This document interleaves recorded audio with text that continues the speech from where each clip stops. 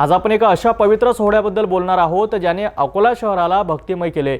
अकोल्याच्या जुन्या शहरातील 320 वर्षाहून अधिक पुरातन श्री विठ्ठल रुक्मिणी मंदिरात आज आषाढी एकादशी निमित्त पहाटे महापूजा संपन्न झाली। अकोला शहरातील जुने शहर परिसरात वसलेले 320 वर्षाहून अधिक जुने ऐतिहासिक श्री विठ्ठल रुक्मिणी मंदिर आषाढी एकादशीच्या निमित्ताने भक्तिरसात न्हाऊन निघाले होते। पहाटेच मंदिरात महापूजा संपन्न झाली, ज्यामुळे संपूर्ण परिसर विठ्ठलमय झाला। यंदाही श्री विठ्ठल मंदिर अखंड हरिनाम सप्ताह मंडळाचे सर्व सेवाधिकारी कृष्णा शर्मा आणि त्यांच्या पत्नी अर्चना शर्मा यांच्या हस्ते विधिवत अभिषेक पूजा करण्यात आली। या पूजेमुळे मंदिरातील वातावरण आणखीनच पवित्र झाले होते। या विठ्ठल मंदिरात गेल्या 92 वर्षांपासून अखंडपणे हरिनाम सप्ताहाचे आयोजन केले जाते। आषाढी एकादशीला इथे भव्य यात्रा भरवली जाते, ज्यात पंचक्रोशातील भाविक मोठ्या संख्येने दर्शनाकरिता गर्दी करतात।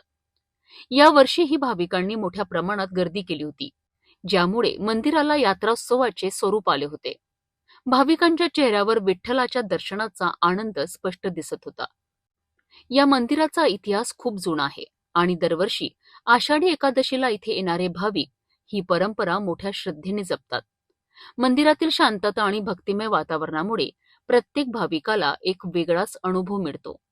इथं दरवर्षी आषाढी नवमी पासून पौर्णिमेपर्यंत सप्ताह असतो आणि इथे विविध धार्मिक कार्यक्रम आयोजित केले जातात। भजन, कीर्तन, प्रवचन आणि 11 तारखेला इथं दहीहंडी असते। दहीहंडी नंतर दुपारी महापूजा असते आणि संध्याकाळी पूर्ण अकोला शहरामध्ये मिरवणूक निघते आणि संध्याकाळी 8 वाजता महाप्रसाद कार्यक्रम समारोप होतो। हा सर्व कार्यक्रम मंडळाचे सर्व सेवाधिकारी कृष्णा गोवर्धन शर्मा यांच्या अध्यक्षतेखाली होत असतो व ही सर्व व्यवस्था मंडळाचे व्यवस्थापक श्री रमेश अलीकर हे पाहतात।